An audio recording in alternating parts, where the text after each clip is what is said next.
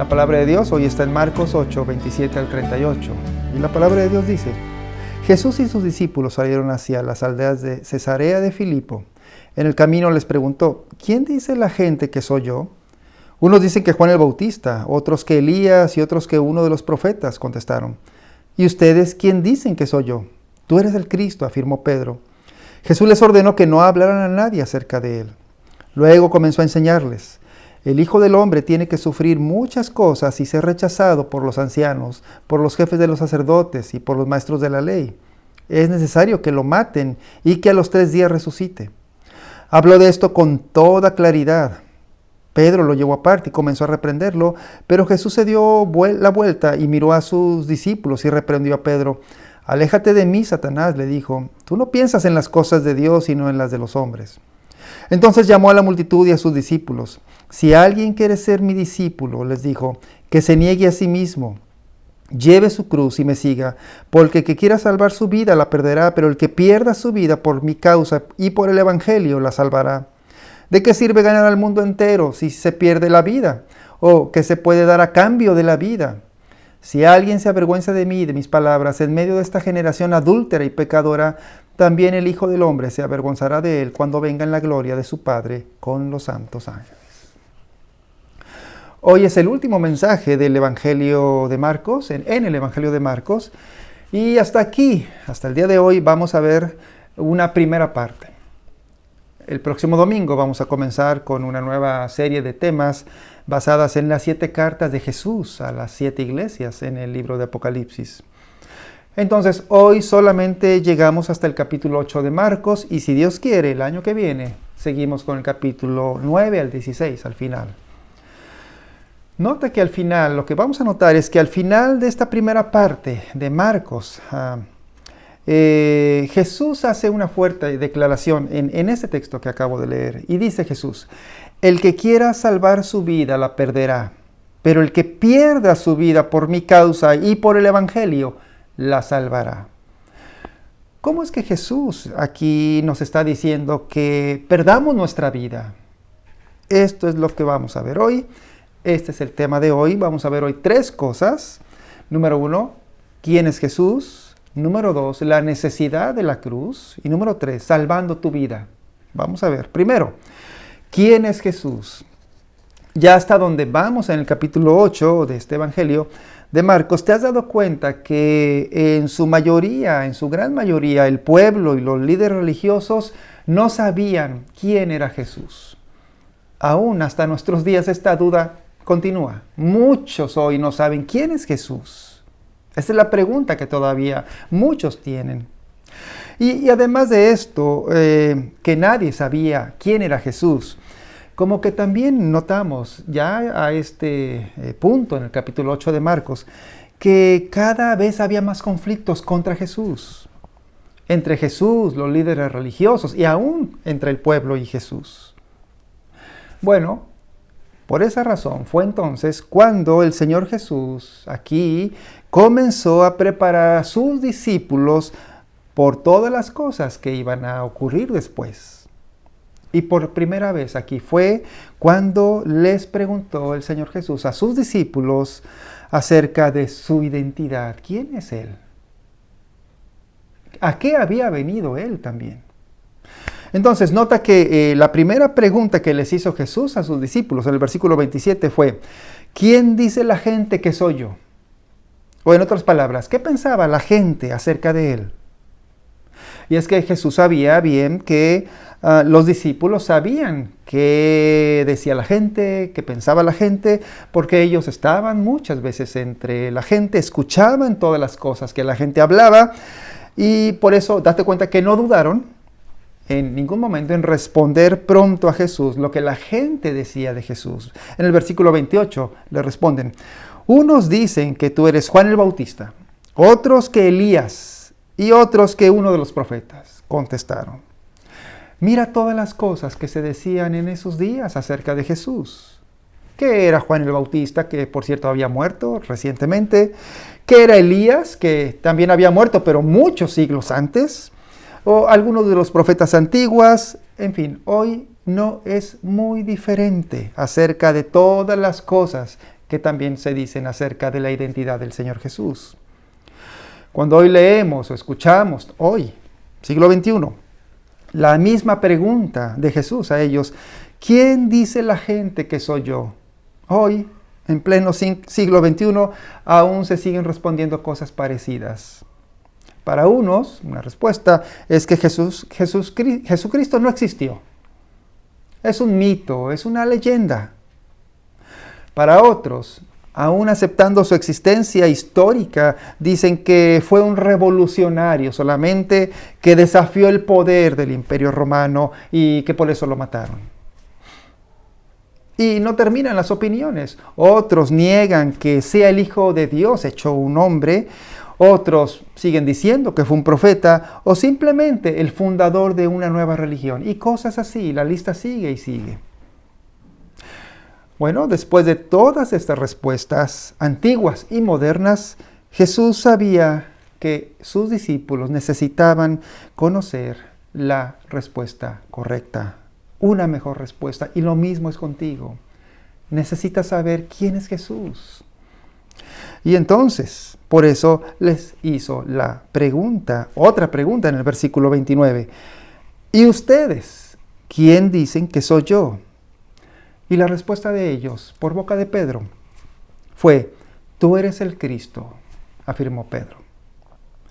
Con esta palabra Cristo, Pedro está usando una palabra que significa el ungido, dando a entender que en la historia los reyes eran ungidos con aceite sobre su cabeza como una manera de coronarlos como reyes, y entonces esta palabra Cristo se refería a Jesús como el único ungido rey verdadero, el Mesías, el rey que terminaba con todos los reyes en la historia pasada, presente y futura.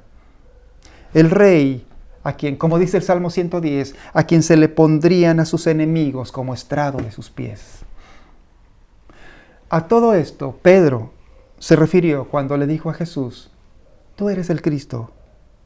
Y si te fijas bien, Jesús aceptó el título, porque Él, en verdad, es el Rey.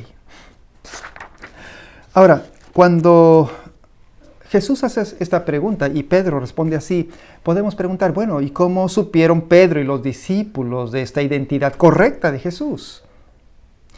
El Evangelio de Mateo, que cuenta la misma historia que estamos leyendo aquí en Marcos, nos dice, nos responde a esto. En Mateo 16, 17, Jesús le responde a Pedro, dice, dichoso tú, Simón, hijo de Jonás, es decir, Pedro, le dijo Jesús, porque eso no te lo reveló ningún mortal, sino mi Padre que está en el cielo. Date cuenta que ellos no lo supieron por ellos mismos.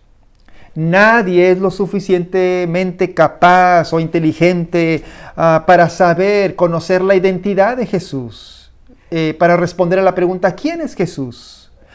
El único, lo dice Jesús, que puede darte ese conocimiento verdadero es Dios, el Padre Celestial. Dios, el Señor, es el que pone o el que abre tu corazón, tu mente, para poder entender quién es Jesús. Solo cuando Dios te lo muestra, puedes darte cuenta de esta verdad acerca de Jesús por medio de la fe. No hay otra manera. Y mira bien que Jesús también agrega, Pedro, dichoso tú, o bienaventurado tú, porque has respondido así. Si tú ves a Jesús de esta manera, como dice aquí el Señor, has también encontrado la verdadera felicidad en tu vida. Dichoso tú. La pregunta entonces es, ¿quién es Jesús para ti? Número 2. Segundo, la necesidad de la cruz. Cuando digo la necesidad de la cruz me refiero a la pregunta, ¿por qué Jesús tuvo que morir en una cruz, como lo está anunciando aquí? Bueno, luego de que los discípulos comprendieron acerca de la identidad de Jesús, de quién era Él, Jesús enseguida les habla ahora acerca de la necesidad de su muerte. Nota las palabras de Jesús. Él les dice, el Hijo del Hombre tiene que sufrir, refiriéndose a Él. Y luego dice, es necesario que lo maten y que a los 3 días resucite. ¿Por qué Jesús dice él que tiene que sufrir y que es necesario que lo maten? Bueno, la respuesta tiene que ver con nuestra relación con Dios. Tiene que ver con un tema acerca de que tenemos una deuda con Dios. Podemos entenderlo en términos humanos. Mira, cuando alguien te hace un daño, cuando alguien en verdad te ofende, tienes el sentimiento de que ahora esa persona tiene una deuda contigo. Ahora esa persona tiene una deuda que saldar contigo. Y eso crea una distancia, crea una barrera, una enemistad entre tú y esa persona. Y entonces no puedes tener una relación de amistad con el que te ofendió, a menos que se quite esa barrera entre tú y esa persona. Y hay solo 2 maneras de quitar la barrera, o solo hay 2 maneras de saldar la deuda para que la relación vuelva a restaurarse. Una es que la persona que te ofendió o te dañó pague su deuda. Si la persona llega y está muy arrepentida, está sufriendo, eso ayuda a quitar la deuda que tiene contigo. O si la persona encuentra la manera de devolver el daño, de pagar el daño, de restaurar lo que te afectó, eso también ayuda a quitar el sentimiento de que te la debe. Y puedes pensar así, que entonces la deuda contigo está pagada y hay reconciliación. Esa es una manera.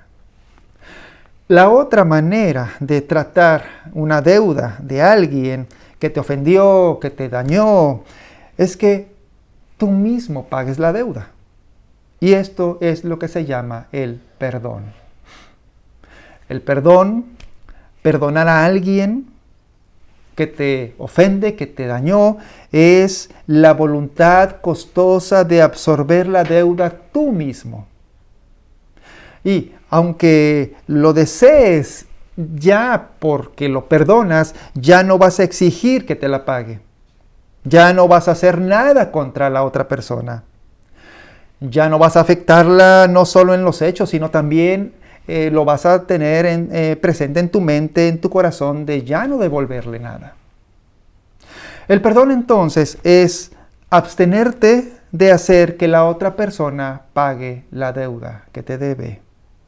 El perdón es absorber el costo tú mismo. Y si eres constante con este perdón hacia la otra persona, te darás cuenta que con el tiempo ya no vas a tener enojo, ya no vas a tener resentimiento contra la persona, la has perdonado porque la deuda ya ha sido pagada por ti.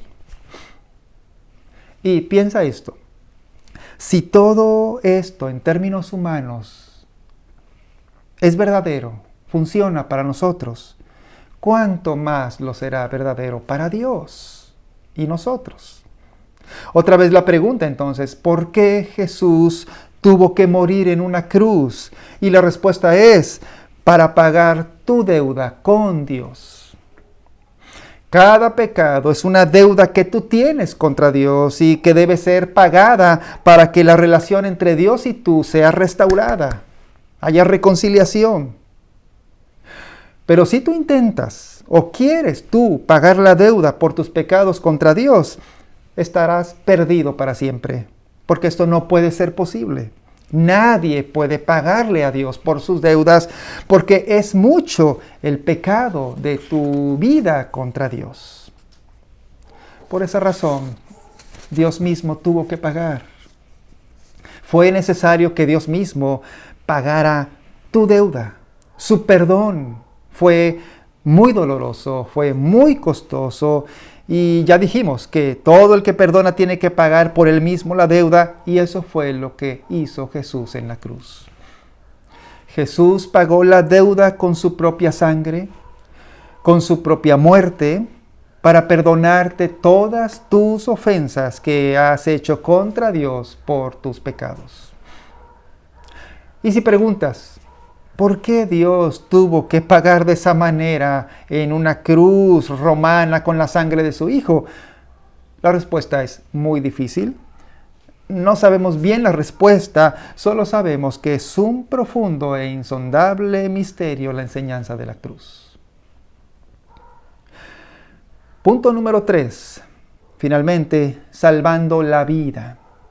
En tercer lugar, al final del relato, por lo tanto, por todo lo anterior, Jesús ahora te invita a salvar tu vida.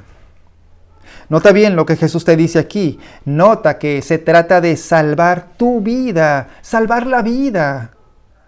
Aquí Jesús entonces, después de todo esto, invita a seguirle a toda la multitud, a sus discípulos, para que precisamente salven su vida. La palabra que Jesús usa aquí para vida es la palabra cuyo original es psique. Y de esa palabra, por cierto, viene nuestra palabra psicología, estudio de la vida, del psique. Entonces, esta vida a la que Jesús se está refiriendo aquí significa todo tu ser, toda tu personalidad, toda tu identidad, quién eres, el saber mismo quién eres, qué es lo que hace que tú seas distinto. Y por eso Jesús en versículos 35 al 36 dice, porque el que quiera salvar su vida, la perderá. Pero el que pierda su vida por causa de mí y por el Evangelio, la salvará. Y dice, ¿de qué sirve ganar al mundo entero si pierde la vida? Y después en el versículo 37 agrega, ¿o qué se puede dar a cambio de la vida?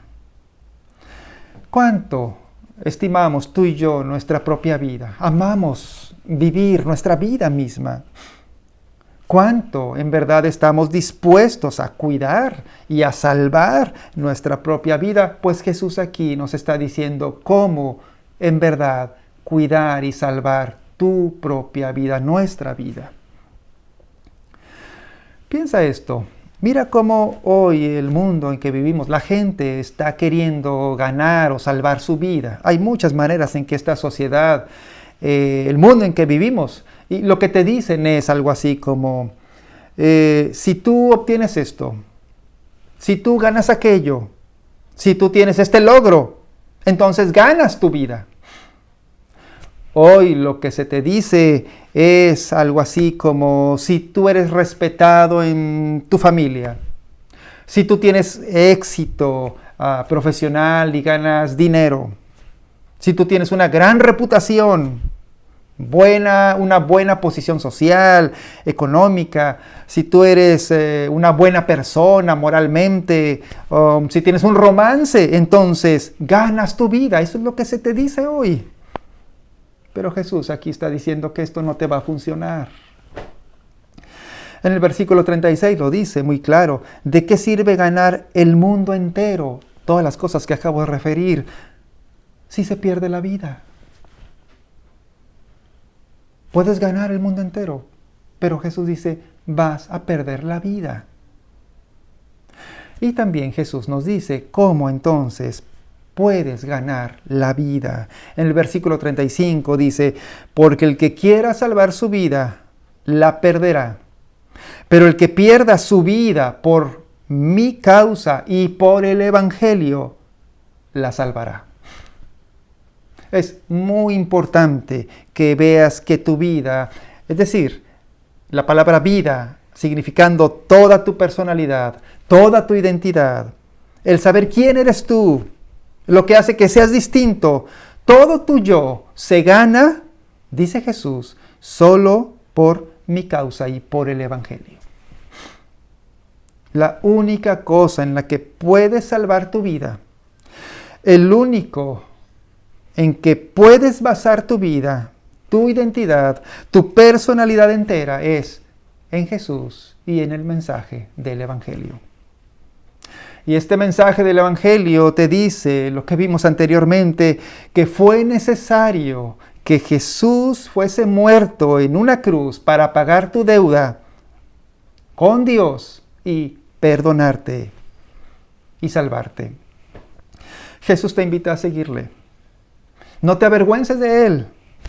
No te avergüences de sus palabras, como lo dice aquí. Y la pregunta es, ¿vas a seguir a Jesús? Vamos Hay un autor, antes de orar, hay un autor que se llama C.S. Lewis y termino con una cita de C.S. Lewis. Dice, cito, mientras más dejemos a un lado lo que llamamos nuestro yo personal y dejamos que Cristo se haga cargo de la situación, más verdaderamente llegaremos a ser nosotros mismos. Mientras más opongamos resistencia a Cristo y más tratemos de vivir a nuestro propio modo, más llegaremos a estar dominados por nuestros bienes, por nuestra educación, nuestros medios y nuestros deseos naturales. Es cuando nos volvemos a Cristo, cuando le entregamos nuestro yo a su personalidad, cuando de veras empezamos a tener por primera vez una personalidad propia. Pongamos a un lado nuestro yo y hallaremos nuestro yo verdadero. Perdamos la vida y la salvaremos. Preocupémonos solo de nosotros mismos y a la larga hallaremos solamente odio, soledad, desesperación, enojo, ruina y desintegración. Pero busquemos a Jesús y lo hallaremos, y con Él todas las demás cosas serán añadidas. Otra vez te pregunto, ¿vas a seguir a Jesús? Esto es la vida. Oremos. Nuestro Padre Celestial, gracias, Señor, por todo este Evangelio de Marcos en el que hemos leído y reflexionado. Pero gracias, Señor, por tu promesa de darnos la vida, no solo en este mundo, sino también la vida eterna.